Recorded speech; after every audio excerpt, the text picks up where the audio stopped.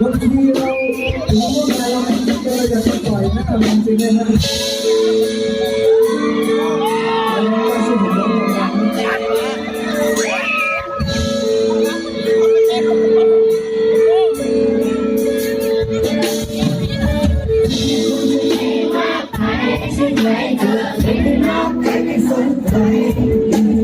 ฟังเธอ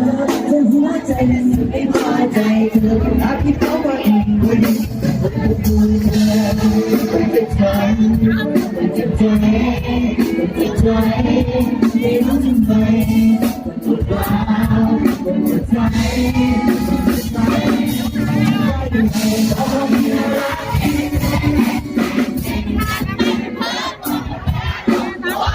ที่ฉันบอกเธอที่เธอต้องไปวันนั้นแต่สุดท้ายต้องมาส่งที่ยังไง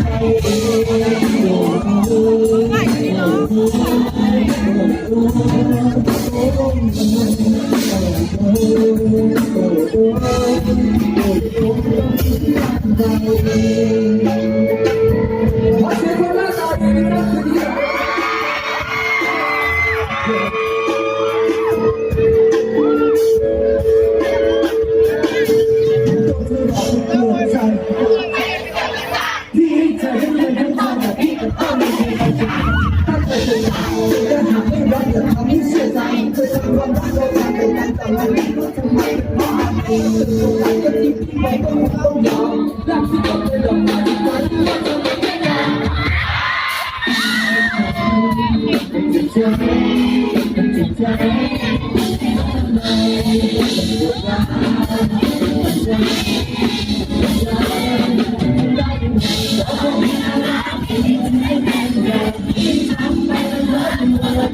อ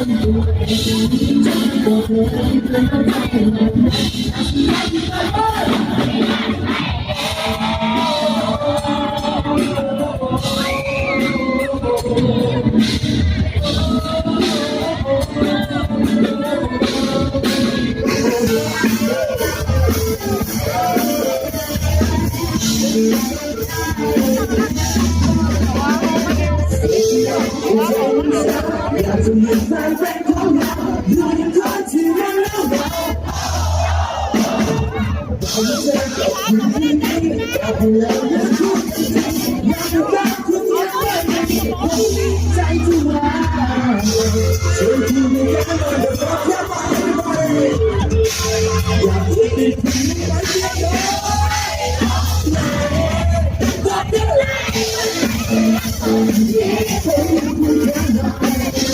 โ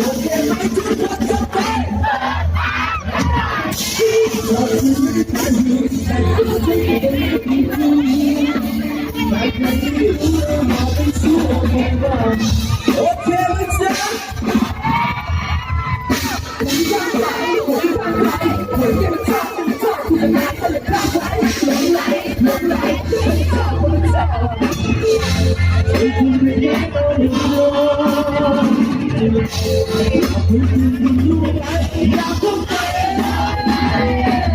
บอกเลยใจคุณเป็นโซนที่คนไม่แน่นอนโอเคไหมถ้าเราจะได้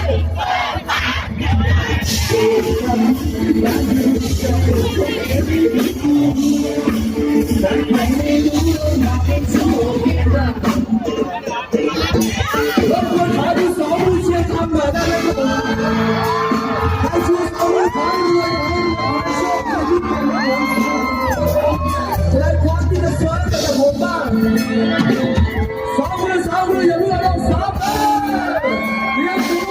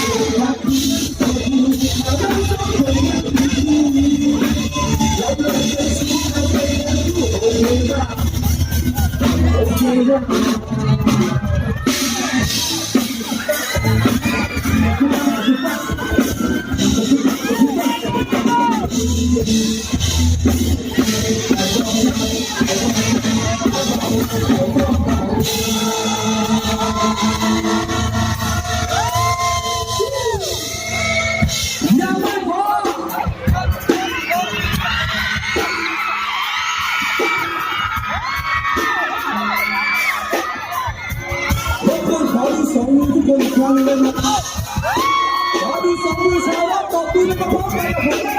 ลย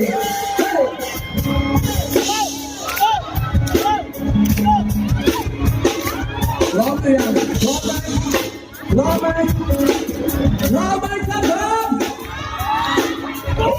จัดบ้า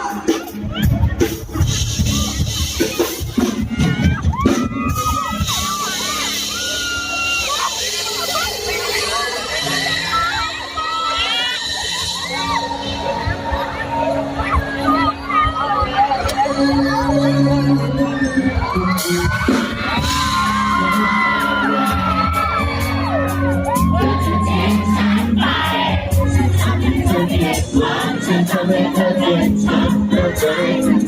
เ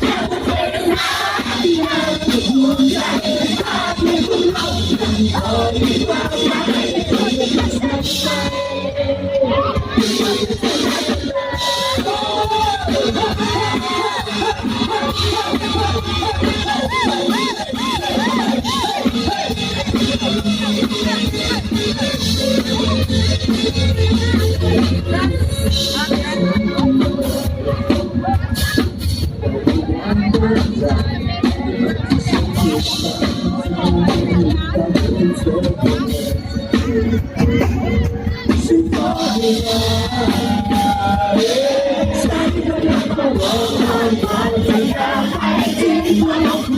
ฉันชอบระยะไปมันทำไม่ดีตาคงเป็นหัวใจอยากเป็นคนอยากเป็นชาติของเราบอกดีกว่าว่าเราจะใช่ไหมที่เราจะทำได้มันทำใจอยากเป็นคนใหญ่เอาใจใจ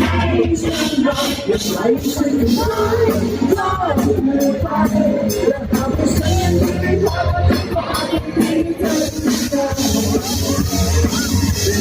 ทำได้กัน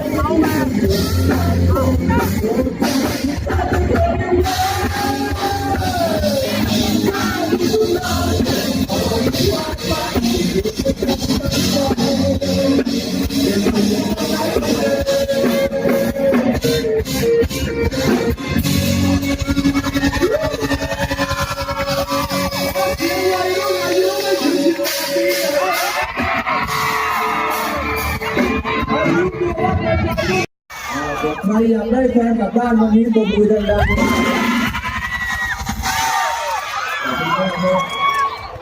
ดีใจนะครับดีใจที่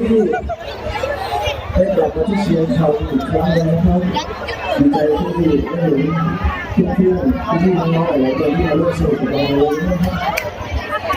หนาวไหมครับผมหนาวไหมครับผมไม่หนาวเลย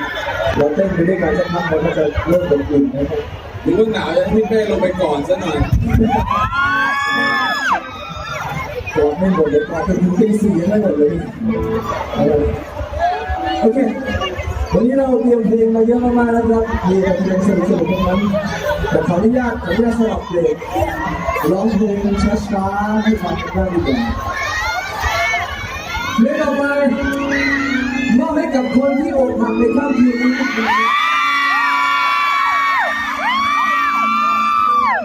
มีใครเพิ่งเลิกกับแฟนมาบ้างไหมมีใครที่โดนแฟนบอกเลิกในวันนี้บ้างไหมวันนี้เวลาที่ความรักของเรามันสูญหายเป็นความรู้สึกที่แย่ไม่รู้ว่ากำลังใจไม่รู้ว่าความรู้สึกดีทุกครั้งที่เราเสียใจทุกครั้งที่เราหมดกำลังใจ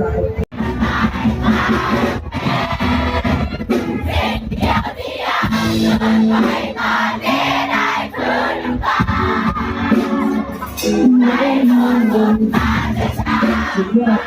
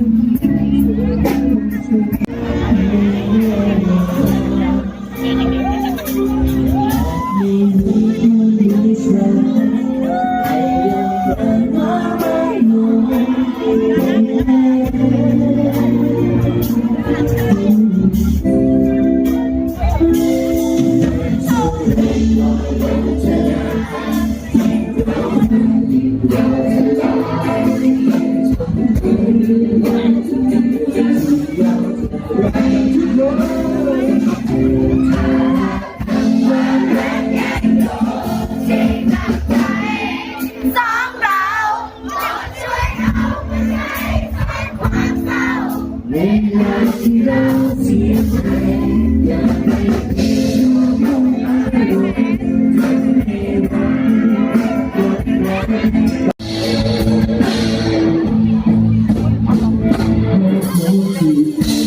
มันเป็นสาย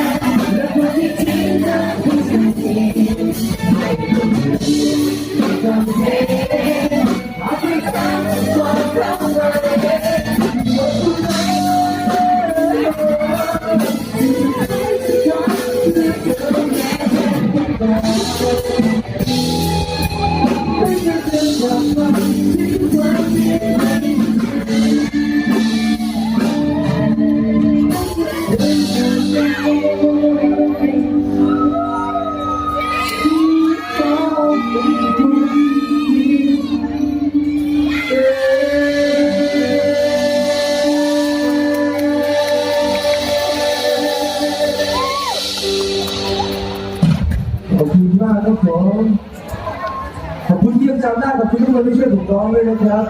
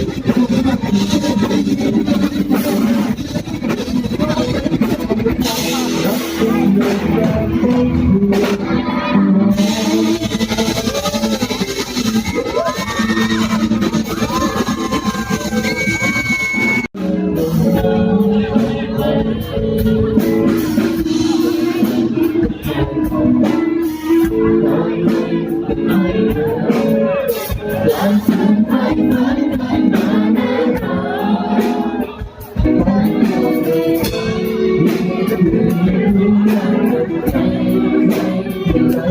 เดิ